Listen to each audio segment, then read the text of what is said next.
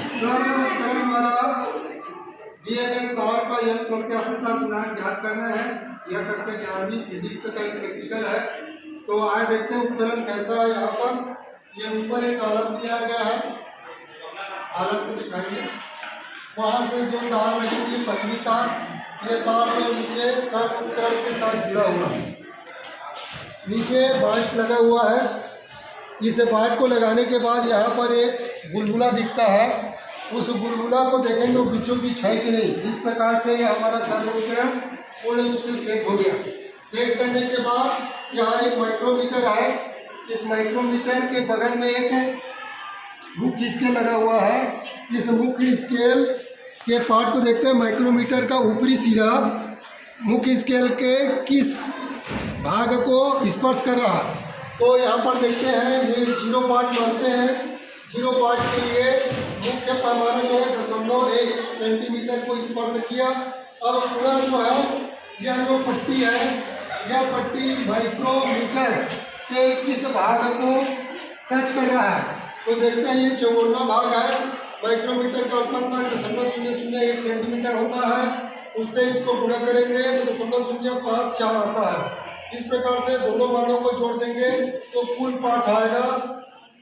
ये जो है 0 वाट के लिए है।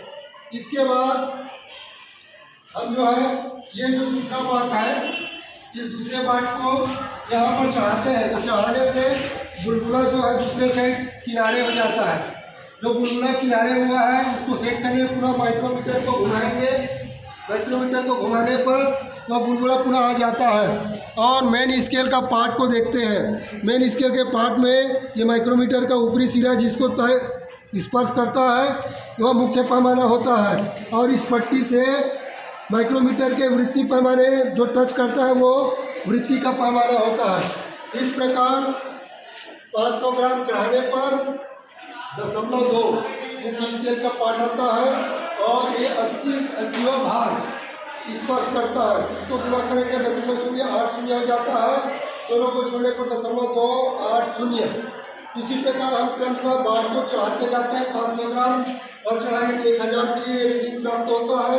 फिर 500 ग्राम चढ़ाते तो 1500 के लिए रीडिंग प्राप्त होता है। अब बाढ़ उतारते समय रीडिंग लेंगे। तो बाढ़ उतारते समय रीडिंग लेने के लिए जो 1500 ग्राम का चढ़ा हुआ है वही रीडिंग को दोबारा लिखना पड़ता है। इस समय हमें कोई बाट उतारना नहीं है। लिखने के लिए भले बाट उतारते समय लिखे हैं क्योंकि 1500 की रीडिंग वही रीडिंग जैसे तस आएगा। उसके बाद जब 500 ग्राम के बाट को उतार देंगे तो मेन स्केल का जो भाग है वो 0.2 इसका 46वां भाग स्पर्श करता है। 0.246 आ जाता है। फिर 500 ग्राम को उतारेंगे तो ये रीडिंग आता है। फिर 500 ग्राम को उतारने पर ये रीडिंग आता है। इस प्रकार से पहले के मान और दूसरे के मान को जोड़ के 2 से भाग करेंगे तो यह जो मध्यमान का ठहर आएगा। फिर दोनों को मध्यमान निकालते हैं। फिर ये दोनों का मध्यमान निकालते हैं। फिर ये दोनों का मध्यमान निकालते हैं। इस प्रकार से जो प्राप्त हुआ है 0.359 और ऊपर वाला जो औसत मान आएगा आपका 0.172 के आसपास आ गया। नीचे वाले से ऊपर वाले को घटा देते हैं तो उस तार में कुल लंबाई में परिवर्तन हो या प्राप्त हो जाता है। कैपिटल एल के लिए हम देखते हैं नीचे से ऊपर तक की लंबाई को नापेंगे तो यह कैपिटल एल प्राप्त होगा। तो यह लगभग जो है आपका 3 मीटर है। कितने हैं? 3 मीटर के बराबर लंबाई है। तो ये 3 मीटर लंबाई हो जाएगा। यहाँ पर जी का मान जो है एमकेएस में लेंगे तो 9.8 हो जाएगा। एम का मान कितने के लिए है? 1.5 किलो के लिए। तो 1.5 किलो का हो जाएगा। पाई का मान कर देंगे। आर के लिए क्या करते हैं हम स्क्रूमेज लेते हैं। स्क्रूमेज की सहायता से पूरे अवलोकन तालिका तैयार करेंगे और उस अवलोकन तालिका में पहले इस तार का व्यास निकालेंगे। तार के व्यास को 2 से भाग करेंगे तो उसकी त्रिज्या इस मान निकल जाएगी। इन सभी मानों को इस सूत्र में रख देते हैं तो इस तार का यंत्र प्रत्याशा गुणांक प्राप्त हो जाएगा। ठीक है, कर लेंगे।